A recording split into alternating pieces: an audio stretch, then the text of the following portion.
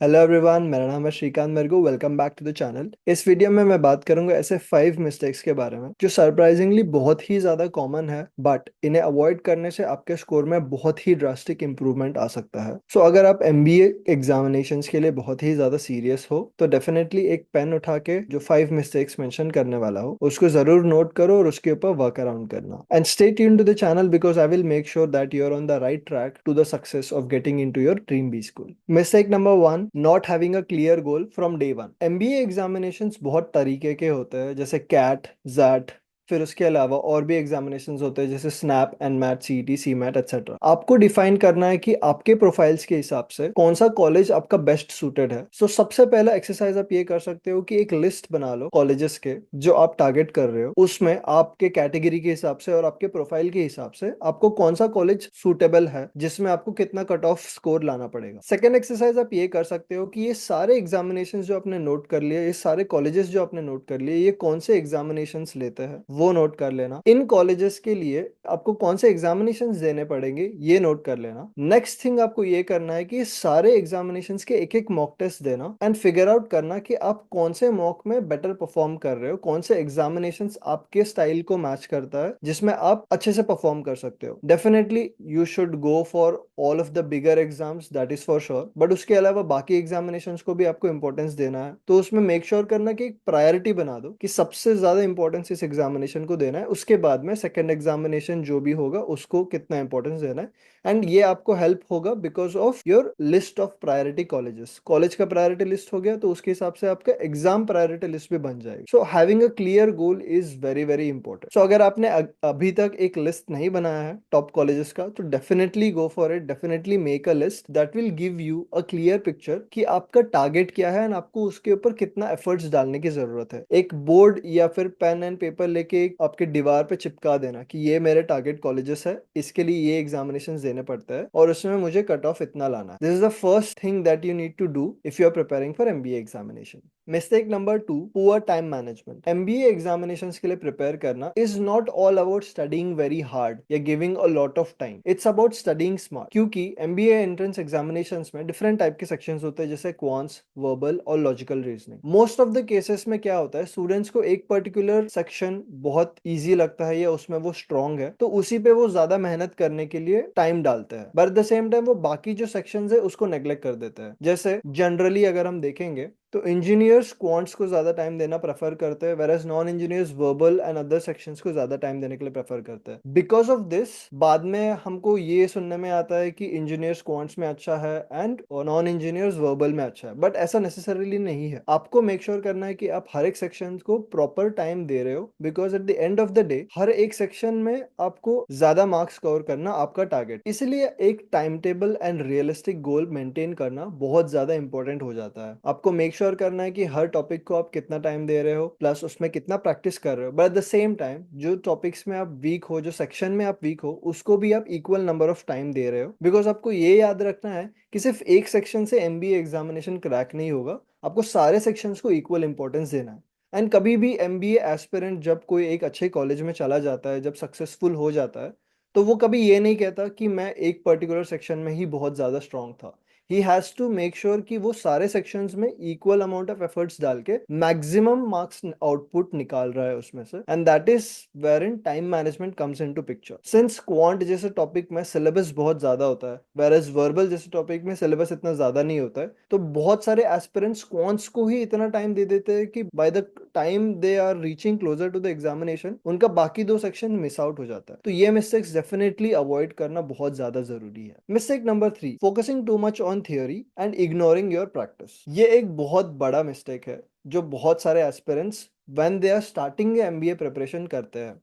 वो ऐसा सोचते हैं कि हम पूरा थियोरी, पूरा सिलेबस खत्म करने के बाद में प्रैक्टिस टेस्ट देना स्टार्ट करेंगे। बट एक बहुत ही इंपॉर्टेंट चीज आपको याद रखनी है कि जब आप कोई प्रैक्टिस टेस्ट देते हो तब आपको पता चलता है कि आप वीक कहाँ पर हो। आप सिर्फ थियोरी पढ़ोगे या वीडियोस देखोगे तो आपको ये पता नहीं चलेगा कि आप वीक कहाँ पर हो। एंड उसके बाद में जब आप मॉक दोगे या एक टेस्ट दोगे तो आपको मार्क्स कम आएंगे, तो आप डीमोटिवेट हो जाओगे।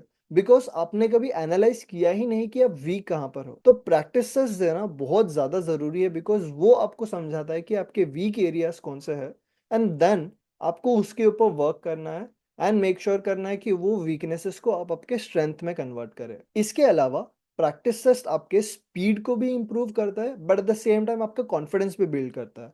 स्टार्टिंग में भले ही आपको कम मार्क्स आए, but once you do regular practice consistently throughout your preparation phase, आपका कॉन्फिडेंस स्लोली स्लोली इंप्रूव होगा। Anyone who has cracked any MBA entrance exam, उसने स्टार्टिंग में ही फर्स्ट मॉक में या फर्स्ट प्रैक्टिस टेस्ट में ही 100 out of 100 नहीं लाया होता है। Everyone starts with a very low score, but gradually moving on and consistently performing, they move on to a score of 99.99 percentile. And that is what you have to keep in your mind, that जब तक आप practices नहीं देते हो, आपको आपका week area समझेगा ही नहीं, तो आप इम्प्रूव कैसे करोगे। सो अभी से जरूर एक हैबिट बना लेना कि आप टाइम्ड मैनर में प्रैक्टिसेस दे रहे हो और आपके मिस्टेक्स को एनालाइज कर रहे हो। इसीलिए सिर्फ थियरी ही नहीं, प्रैक्टिस करना बहुत जरूरी है, बिकॉज वो सिमुलेट करता है आपका एग्जाम एक्सपीरियंस को before giving the examination, and it will definitely help you in your preparation. Number 4, ignoring your mental health and well-being. ये एक ऐसा मिस्टेक है जो इवन स्टूडेंट्स जो बहुत अच्छा स्कोर करते हैं वो भी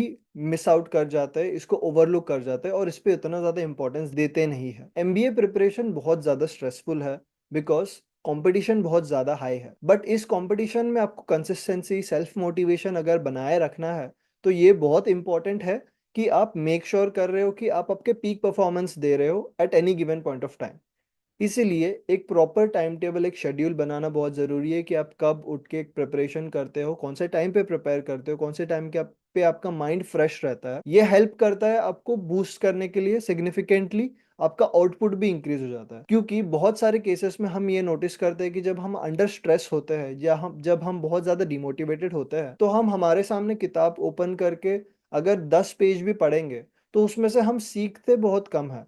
बट द सेम टाइम अगर आप बहुत हाई ऑन एनर्जी हो और मोटिवेटेड हो, तो आप 5 पेज भी पढ़ोगे तो उसमें से आप 10 पेज से ज्यादा सीख लोगे, बिकॉज आपका अटेंशन एंड फोकस उतना ज्यादा बनाया रहता है। कोई भी एंट्रेंस एग्जामिनेशन हो या लाइफ में कोई भी खेल हो, स्पोर्ट्स हो, कुछ भी हो, पीक परफॉर्मेंस के लिए ये बहुत ज्यादा इंपॉर्टेंट है कि आप आपका mental health and physical health को बहुत ज्यादा स्ट्रॉन्ग कर रहे हो।